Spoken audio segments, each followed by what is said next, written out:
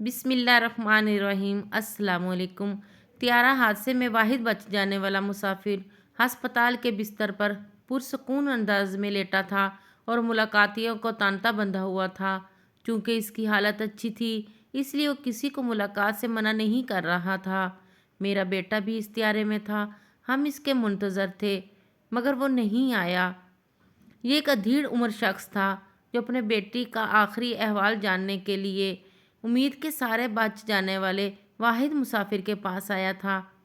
اس نے اپنے بیٹے کا تعارف کرایا اور اس کا نام عظیم بتایا۔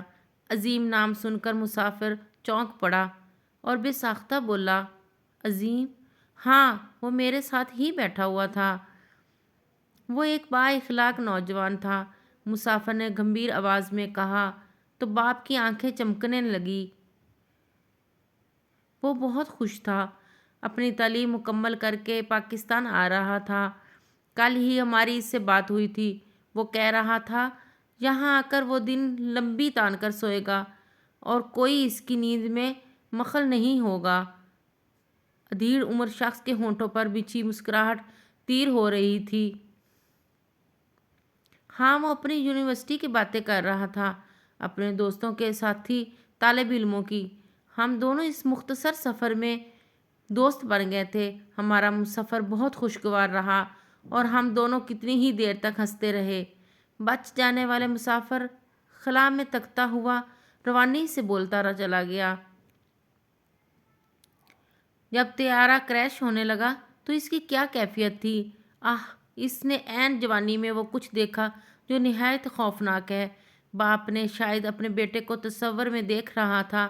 وہ خوف کے ان لمحات کی سنگینی پرکھ رہا تھا جو اس کے بیٹے پر گزری۔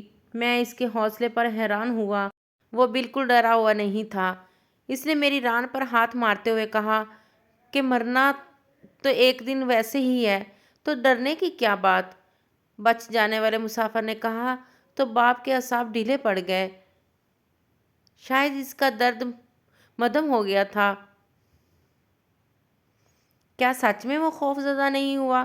کیا واقعی اس پر اتنی تکلیف نہیں گزری جس کا میں تصور کر رہا ہوں؟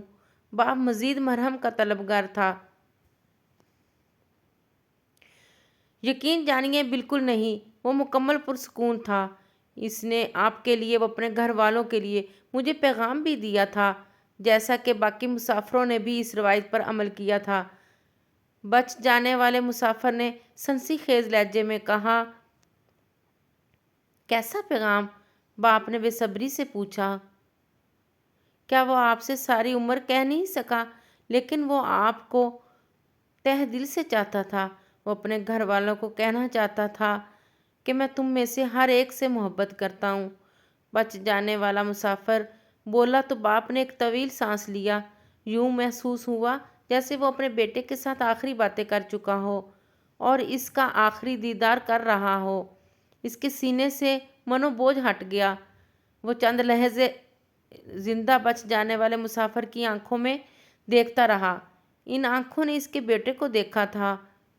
پھر اس نے بطور تشکر اس کے ہاتھ زور سے دبایا اور کمرے سے نکلنے لگا۔ مسافر ترہم اور حسرت سے اسے جاتے دیکھتا رہا۔ ایک دوسرے مسافر کا وارث اندر آنا چاہتا ہے، کیا آپ اجازت دیتے ہیں؟ ایک خوبرو نرس نے اندر آ کر مسافر سے کہا تو اس نے اثبات میں سر ہلا دیا۔ اندر آنے والی ایک برقع پوش خاتون تھی۔ سلام دعا اور خیر خیریت دریافت کرنے کے بعد اس نے روندی آواز میں کہا، حاشر، میرا شوہر، وہ اسی طیارے میں سوار تھا۔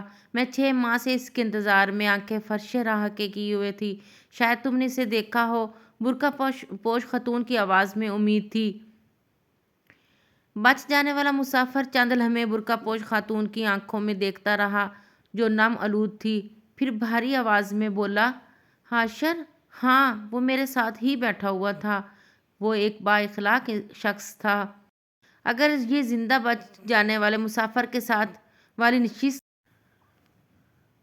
حادثے کے وقت تک خالی رہی تھی، لیکن اسے وہ سب جھوٹ کہنے تھے جن سے جاں بحق ہونے والے مسافروں کے پیاروں کو تسلی ہو سکتی تھی۔